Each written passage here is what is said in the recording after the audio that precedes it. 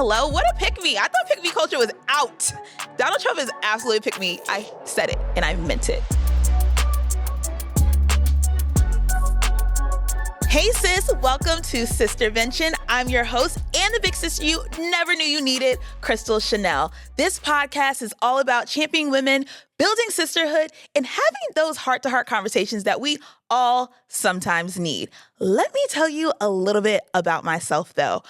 I am an older sister to the core, okay? And if you know anything about being an older sister, the load is heavy, but I am happy to carry it. I have a younger sister and a younger brother. Shout out to my younger brother. He's in the studio with us because, baby, it takes a village. This has not been an easy feat, but I am so excited, if you cannot tell, to share this podcast with you and take you guys along the journey of Sistervention. Because honestly, we are having an intervention on sisterhood, one conversation at a time. Like I said, I am the oldest of three, but honestly, being a big sister is so much more than just family. It's about supporting those who are around you, sharing that wisdom so they don't have to learn the same mistakes you did, and really just giving everyone a space to go through life and not feel alone.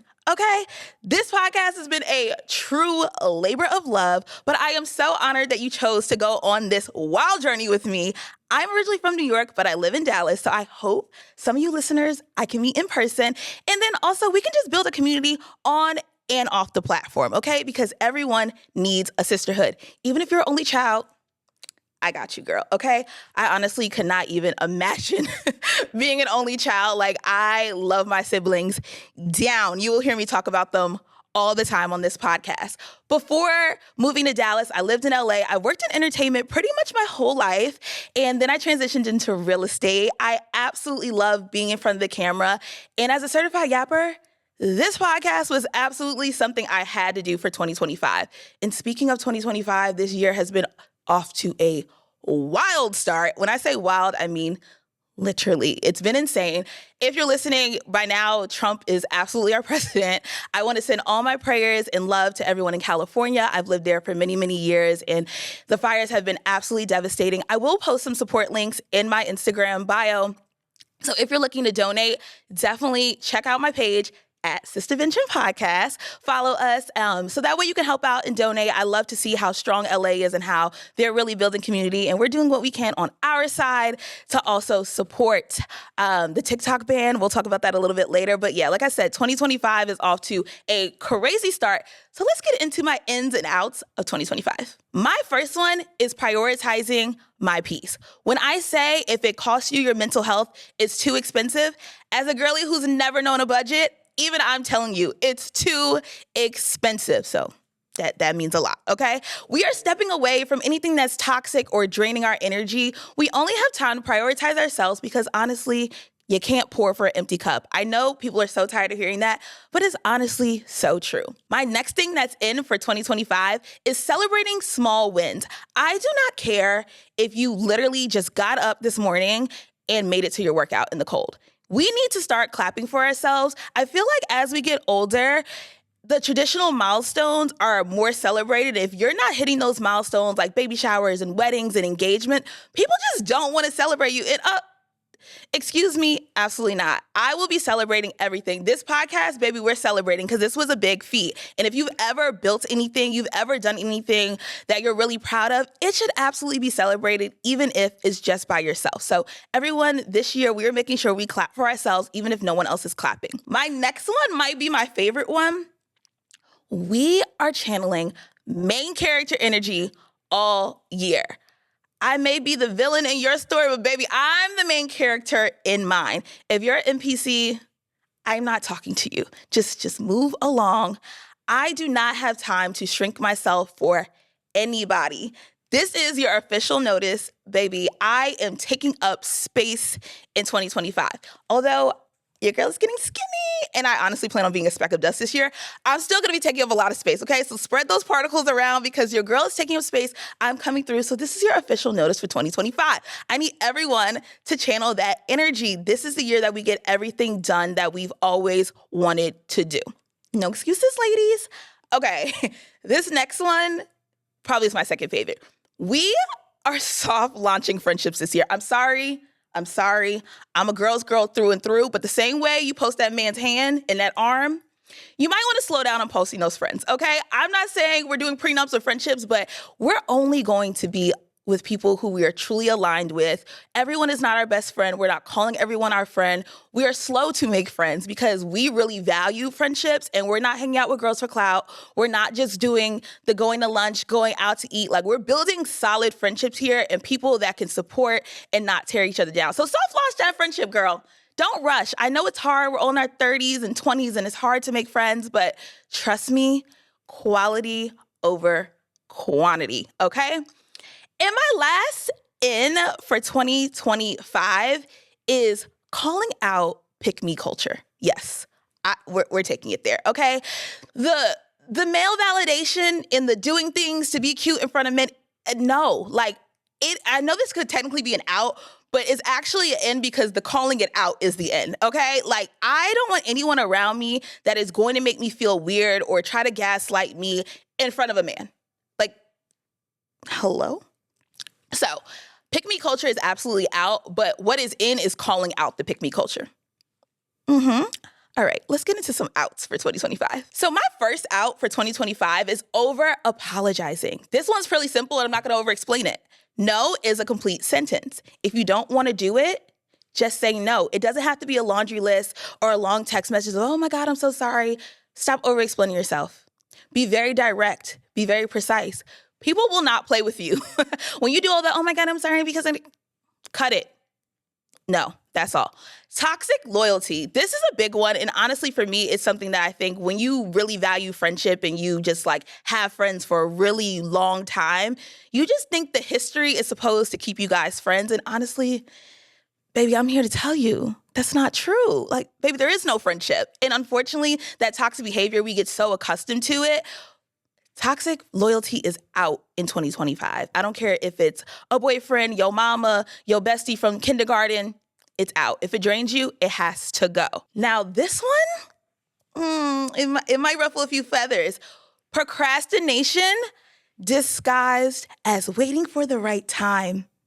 Baby, there is no right time. The time is now. I think it's one thing when you are really looking for divine timing in things and looking for God's alignment. But it's another thing where you're just using it as an excuse like, oh, I don't know. I don't feel like it's the right time. Baby, do it. If you've been trying to lose the weight for 5 years, do it. If you've been trying to launch the show, do it. This year, we're doing it scared. We're doing it fearlessly. We're failing, and we're failing fast so we can get back up and try again in the world of Aaliyah. Dust yourself off and try again. I don't know what to tell you, but we are done masking it as divine timing or waiting for the right time. This next one, baby, unhealed trauma as a personality trait. If you don't go to therapy and cut it out, like seriously, oh, well, you know, I grew up this way and I've always, ain't nobody trying to hear that. Literally, like, I'm so tired of people trying to make that their personality. Like, you're a mean girl and you need to seek help. Like, it's not a personality trait. Like, who hurt you? Was it your mom, your sister? I don't know, but that's why we're here, to literally build sisterhood and foster those bonds, because the unhealed traumas, call it out and let's work on it. The last one, and I am so guilty of this, baby, God is still working on me.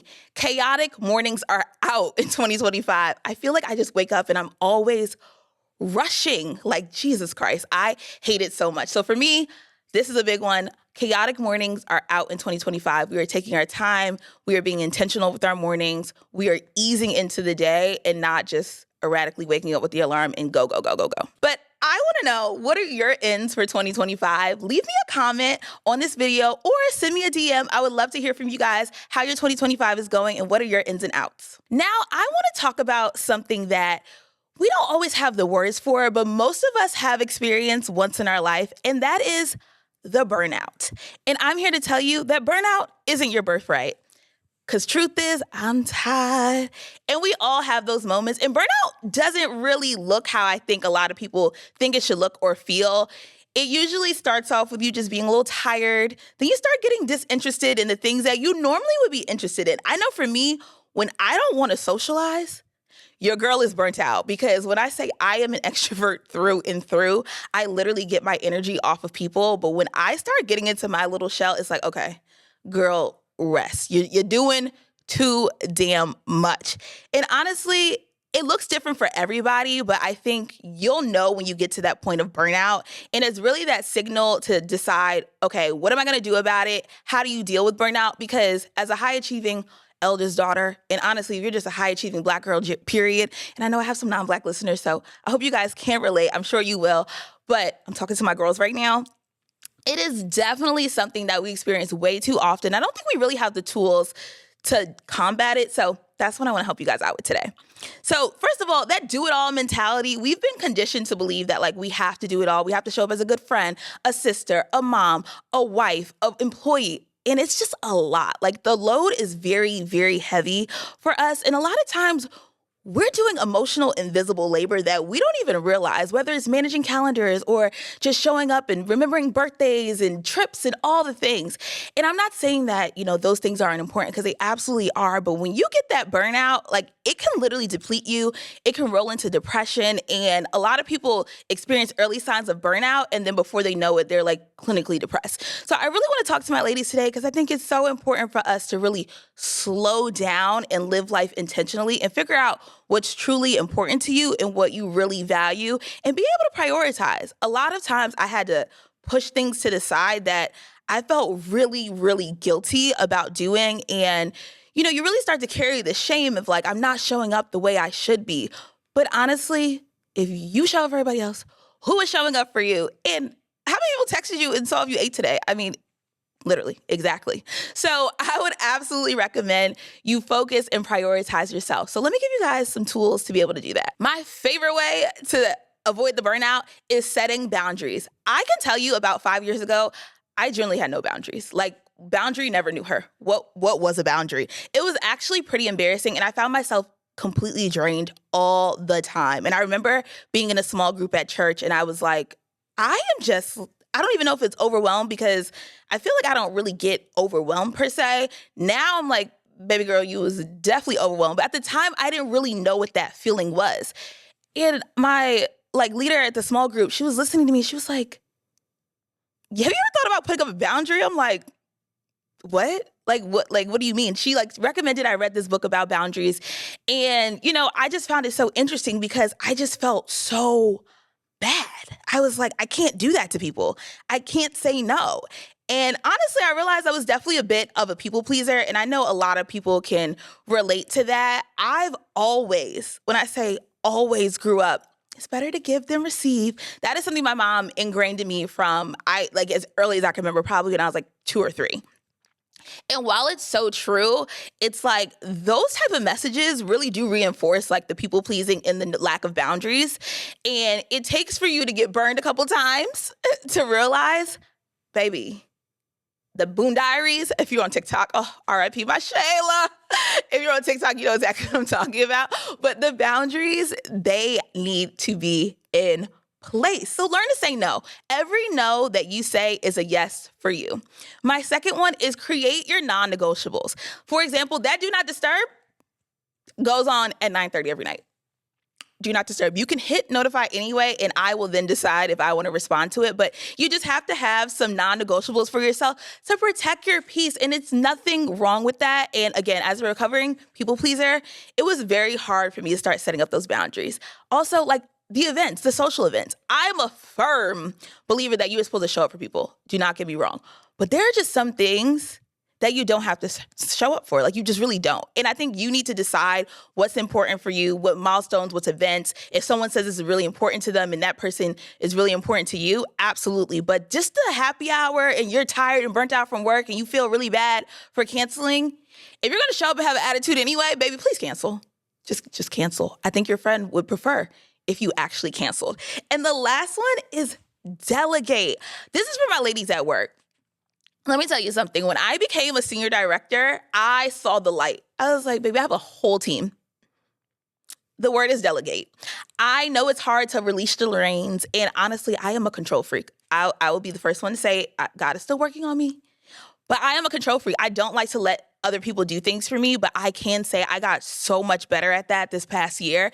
And my life has honestly gotten so much better. People want to help you, but they do not know that you need help. So this is your opportunity. I want everyone to think of one thing that they can get someone to help them with this year, even this week, and ask a friend to help you. It will be all right. And honestly, your friends want to show up for you if they're real friends, baby. And if you start asking for help and nobody's helping, it's a different episode for a different day, but we might need to check those friendships. So now that we've identified the problem, I want to give you guys just some practical mindset things to be able to really help put this all into practice. Reframe your mindset. Instead of asking yourself how much do I have to get done today? Maybe ask yourself, what is my top 3 priorities for today? I know when I think about oh my God, I have so much to do today. I'm like, baby, we ain't doing nothing today. Versus okay, what's the one thing that's most important that I need to make sure I get done today?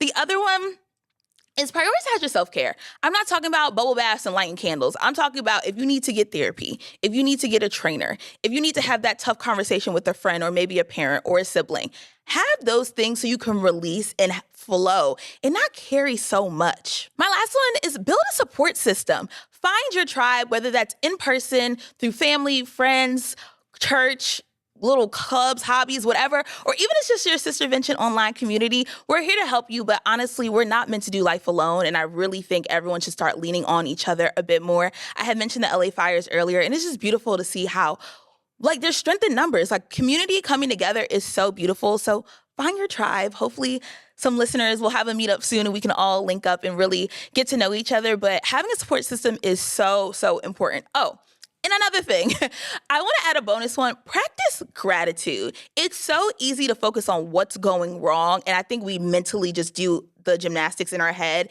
And that also leads to burnout.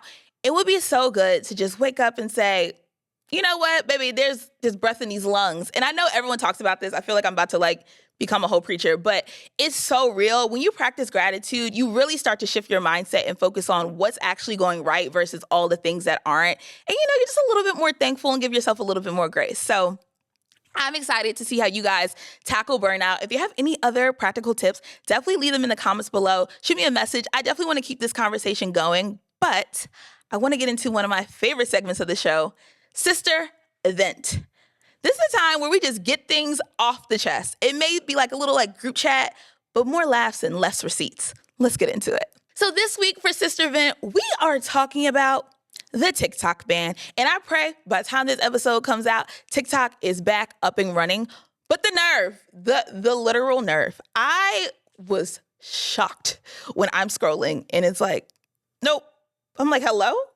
I felt like someone just snatched my rights away, which technically they did. So whether you're a creator or you just love to scroll, I will say that this TikTok ban definitely put some things in perspective for a bunch of different reasons. For one, if you're a content creator and this is how you make your money, they just snatch so many jobs away. If TikTok actually does go away, which again, I hope it doesn't, and I hope that this is a thing of the past by the time you're listening. But, even if TikTok does come back, I just do not think it'll be the same. It really just feels like America's trying to take away our freedom. It's as if they haven't already. Baby, it's getting crazy, okay? And when I say 2025, I don't know. They say TikTok was always going to leave, but it just wasn't on my bingo card. Am I crazy? I was really delusional making videos this probably won't be my last video, but in case it is, because I saw everyone else doing it, I was wow.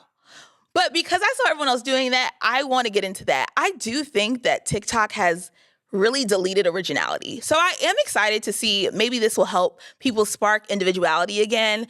I love influencing, do not get me wrong, but the same outfit, the same hair, the clean girl makeup, the same yoga, the same Pilates, the same Lululemon set. It's baby, we're losing brain cells along with individuality. So I do love the fact that without it, people would have to, think a little bit for themselves. But don't get me wrong, I am a full advocate of TikTok. There are so many, where else can you learn a recipe, a dance, be on Prison Talk, be on Mom Talk, all at the same time? There's nothing like it. And honestly, it's turned into a search engine. I never forget, I asked my brother to look up what stores were at an outlet. And he went on TikTok. I'm hello? The directory on the website. He's oh, but I want to see what people are buying. It's completely changed the game and just reframed our minds on we want to be able to get real life opinions, real life, experiences from our phone. Although I do think our generation has absolutely forgotten how to like go out and talk in person, but that's a whole nother topic. I do feel like, TikTok has its good and bad, but I love TikTok and I really hope that it's back and it's the same. Cause that's another thing. Like if they bring it back, like, will it be the same? And then for the creators that are like really getting a bag on there, unfortunately, I was not getting a bag on TikTok, but we were working towards that. But this has been some life-changing money for people. So it really did disappoint me that TikTok just snatched it away from that. They told us like midnight and baby, by 9 o'clock, it was like, there is no TikTok. I was literally dumbfounded. So if it did anything, it really taught us to get a life beyond the screen. So I hope everyone goes out and reads a book and, starts talking to people and all those things with no TikTok. But I'm sure it'll be back because Trump said he was going to bring it back. I think he really just wants to save the day, which is also pissing me off because it's like, it's giving the stimulus again, like how he held up the checks to make sure his signature was on it. It's like, okay, so the message on TikTok, if you're on TikTok, it literally went from like, this app is going away, it's not available, to all of a sudden like, we're working with Donald Trump to get it back. Don't worry, guys. It was like, hello, what a pick me. I thought pick me culture was out. Donald Trump is absolutely pick me. I said it and I meant it. Okay, but either way, no matter what happens, we will totally adapt like we always do.